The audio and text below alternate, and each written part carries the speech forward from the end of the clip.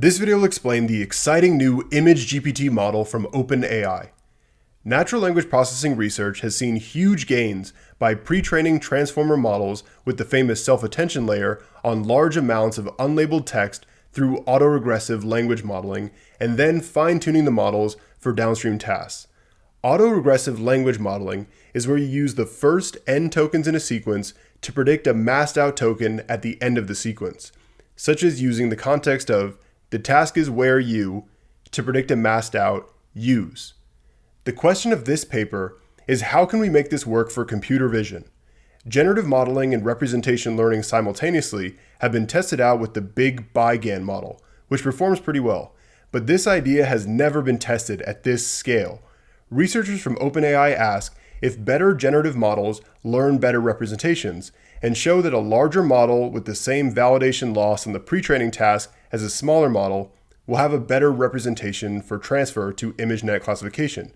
Utilizing 2048 TPU cores, the ImageGPT XL has 6.8 billion parameters. At this scale, autoregressive pixel modeling performs just as well as the SimCLR contrastive learning algorithm. The paper discusses one of the challenges of this technique. Self-attention has a quadratic complexity when multiplying the query and key matrices together. It would be impossible to fit even a single layer of this into memory if you use the full input resolution at the full space of RGB color with something like an ImageNet image. They overcome this with context reduction and downsampling / k-means color clustering to avoid this bottleneck. They end the paper by discussing the excitement around transformers that can attend to longer input sequences, like the linformer, transformer XL, or the locality-sensitive hashing algorithm used in the reformer. With the ImageGPT framework, these designs will have huge gains in vision models as well as natural language processing. This video will explore generative pre-training with pixels.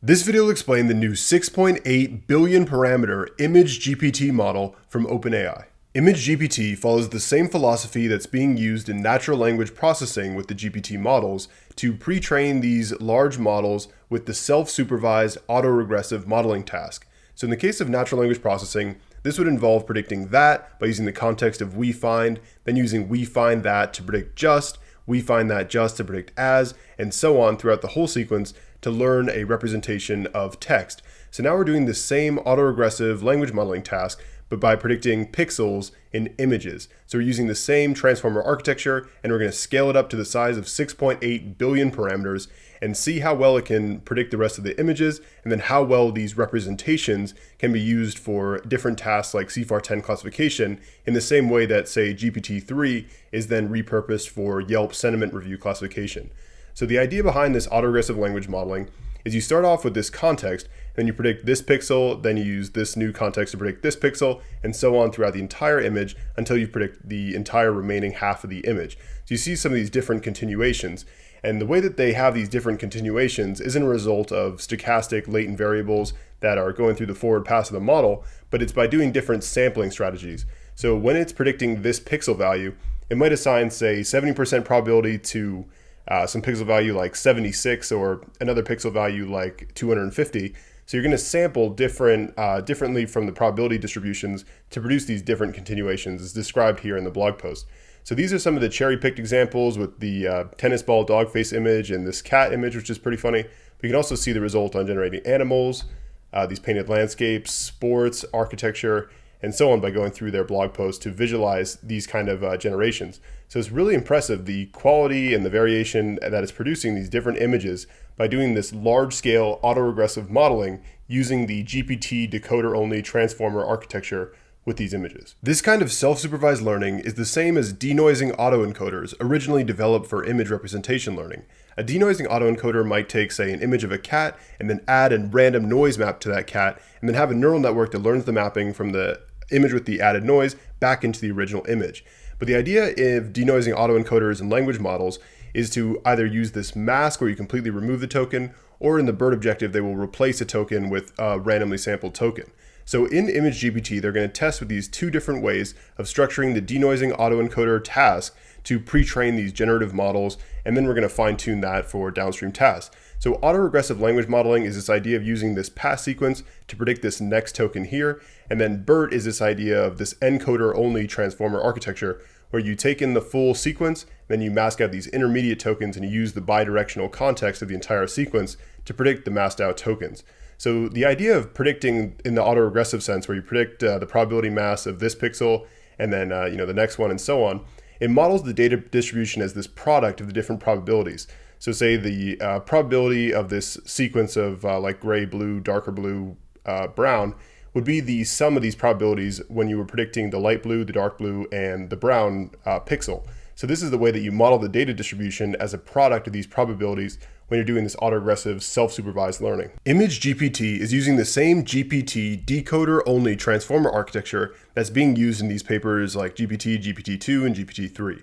So the idea is that you have the original sequence, you have this added position embedding, which is going to be learned in this case of the ImageGPT, and you're going to put that as an input into this decoder-only series of these layers that have the self-attention layer, then a layer normalization, feed-forward layer, and then layer normalization. Although these, the residual connections in these normalization layers are changed a little bit when you're talking about scaling them up all the way up to 60 layers and having this 6.8 billion parameter variant of this. So there are going to be 60 layers in the iGPT XL, ImageGPT, the largest version they train.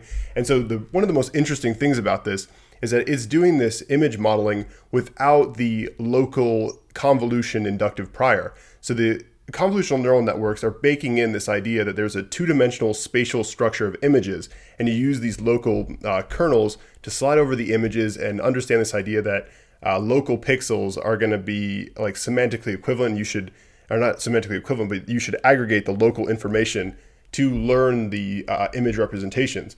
So it's really remarkable that it's doing this kind of image prediction without the CNN inductive prior. So the central idea of ImageGPT and why it's so interesting is that they're exploring if generative pre-training can be useful for learning image representations, particularly in a similar context as with these language models where we scale them up like crazy. And so you see the comparison where it's a 6.8 billion parameter model that is being compared with, say, the SimCLR algorithm, which has 375 million parameters. So SimCLR is an example of contrastive learning.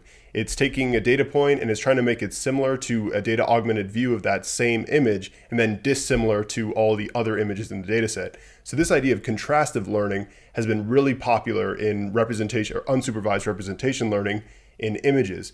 But now they're exploring, can we just do this generative model where we're just solving this denoising autoencoder task, but on the scale of 6.8 billion parameters? And they show that as you scale it up like this, you start to close the gap between the generative representations when you're then fine-tuning it. The representations that have been learned for ImageNet classification are closing the gap with contrastive learning when you have this level of scale. So training a 6.8 billion parameter model is no small task, and they use 2,048 TPU cores to train this. So taking this from the Google Cloud TPU description, each of these chips have 2 cores, so they're using 1,024 of these TPU chips in order to train this large-scale ImageGPT model. ImageGPT isn't the first generative model to take on the task of image representation learning. It shares a lot of similarity with the Pixel CNN model. The Pixel CNN model also took on this task of autoregressive pixel modeling with these images, but in this case of Pixel CNN, it uses this convolutional neural network prior in the neural network architecture that's used to assign the probability mass to this new masked out pixel.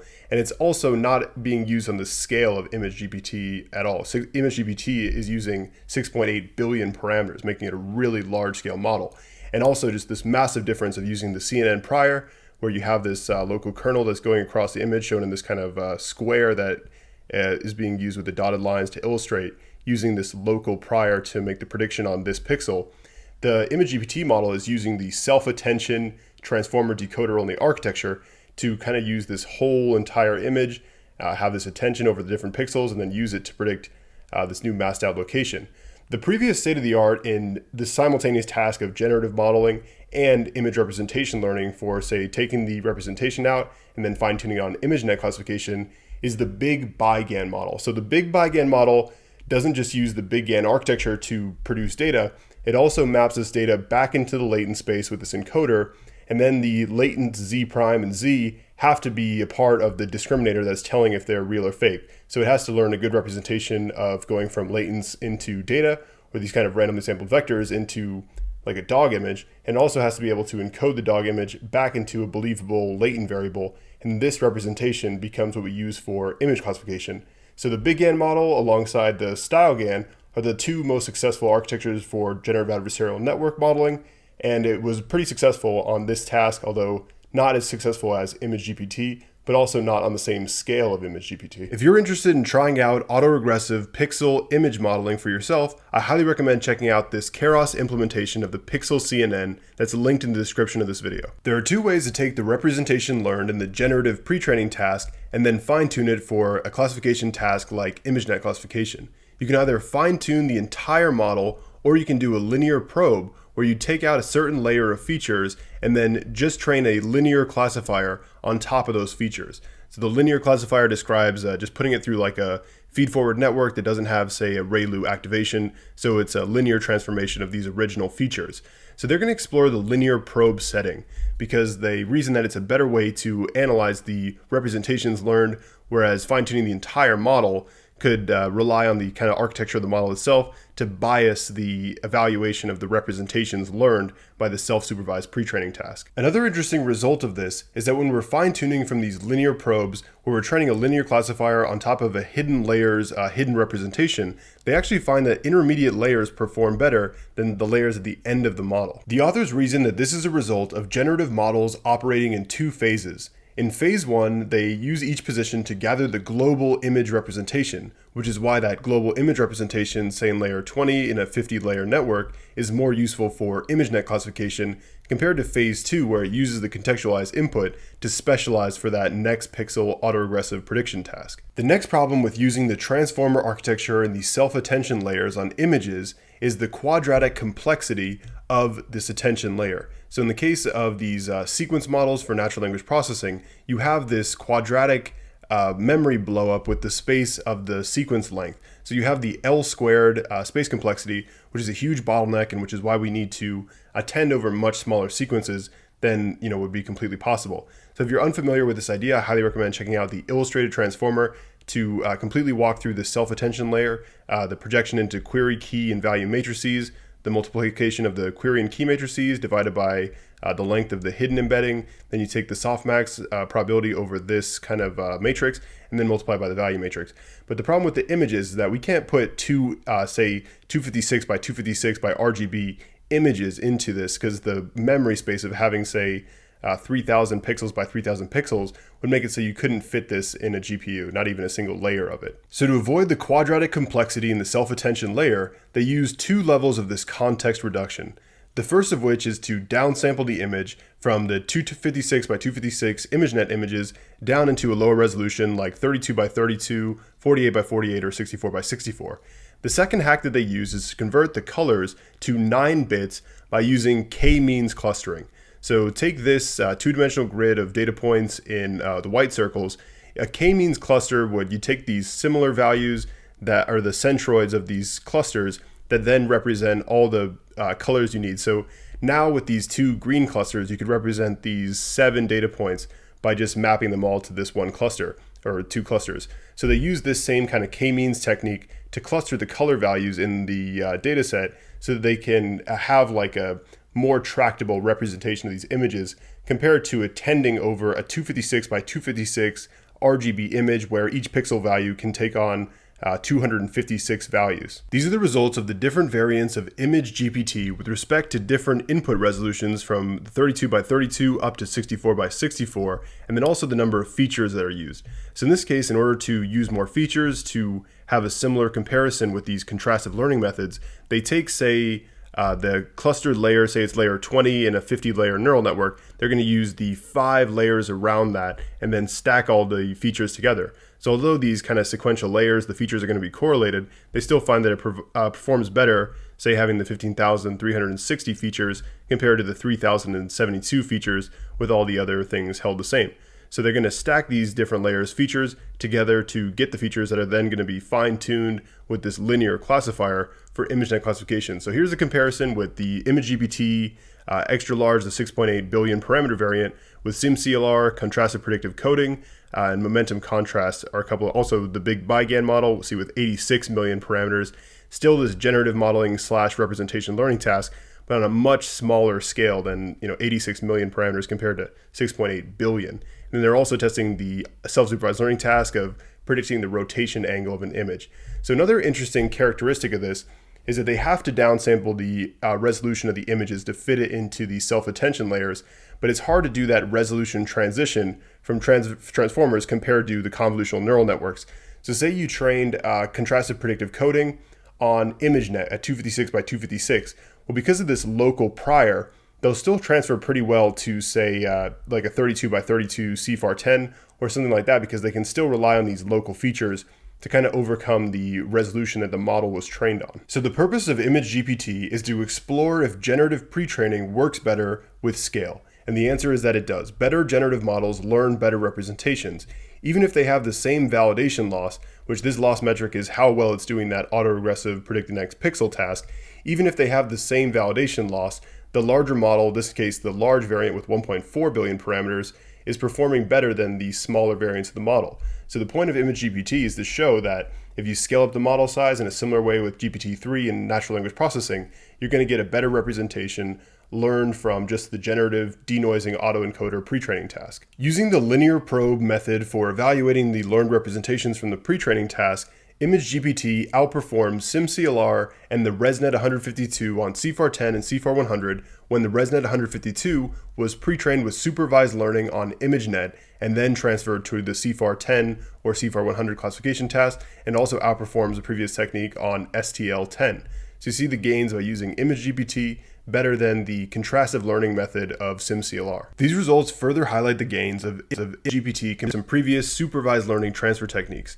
Auto-augment is this clever curriculum of data augmentations like rotations or translations that are introduced into the supervised learning task to improve the accuracy of the classifier, in this case just trained directly on the CFAR10 or CFAR100 datasets. So they also show the comparison with GPipe. GPipe is this, I think, model parallelism library that trains another really big model. I think this is about a 550 million parameter image classifier, but it still doesn't perform better than the unsupervised transfer with the scale of ImageGPT, and this is even the large variant, the 1.4 billion parameter setting, not the 6.8 billion parameter model. So they also show the gains comparing ImageGPT large, but it doesn't outperform the EfficientNet model when it's trained on ImageNet and then fine-tuned on CFAR100. The authors get about the same result whether they use the autoregressive predict the token at the end of the sequence denoising autoencoder task or the predict intermediately masked out pixels in the BERT pre-training masked language modeling task, or in this case, masked pixel modeling. So you see the difference in the performance of CFAR10 and ImageNet, really not too much of a difference. One of the key things they talk about is with BERT, you have to still use these masks when you're fine-tuning it on a downstream task, because having these masks in its input is a part of the data distribution that it's learned, and it doesn't generalize well to just no longer having these masks in the input sequence. Another really interesting area of deep learning research is how we can improve performance on small data sets. So they evaluate the ImageGPT large variant on different versions of the CFAR10 artificially selected subsets of 40 labels, 250 labels, and 4,000 labels. So in the case of only 40 labels, the ImageGPT large model with 1.4 billion parameters just memorizes the dataset and doesn't perform very well on the classification, and then it gets better with more labels. So still not better than the fixed match state-of-the-art algorithm for this kind of semi-supervised learning with small data, but it is performing pretty well compared to, say, unsupervised data augmentation on these different limited data settings. The authors discuss future work on attending over longer context with these transformer models like the Reformer, or say the Transformer XL or Compressive Transformer, or all of these different algorithms that are coming out to use longer term context in transformers. And I highly recommend reading the survey from Madison May on Pragmatic ML, linked in the description, about research that's going into designing hacks for these self-attention layers so that you can overcome the quadratic complexity. Another really great example of this is the Linformer, which has this linear complexity that came out really recently. But once you can do this longer context attention, you don't need to downsample and then do the 9-bit color for the in order to make this tractable. You could just do it on the original input and the original image size and then expect better transfer because you don't have this input resolution gap. Thanks for watching this overview of the ImageGPT model from OpenAI, showing that with scale, the transformer decoder-only architecture can narrow the gap with generative pre-training for representation learning for tasks like ImageNet classification. This is a really exciting paper, and I hope this video helped you get a general sense of this autoregressive language modeling task and how it's adapted to account for the high dimensionality of the input resolution and the RGB color in the original, say, ImageNet images. Thanks for watching, and please subscribe to Henry AI Labs for more deep learning and AI videos.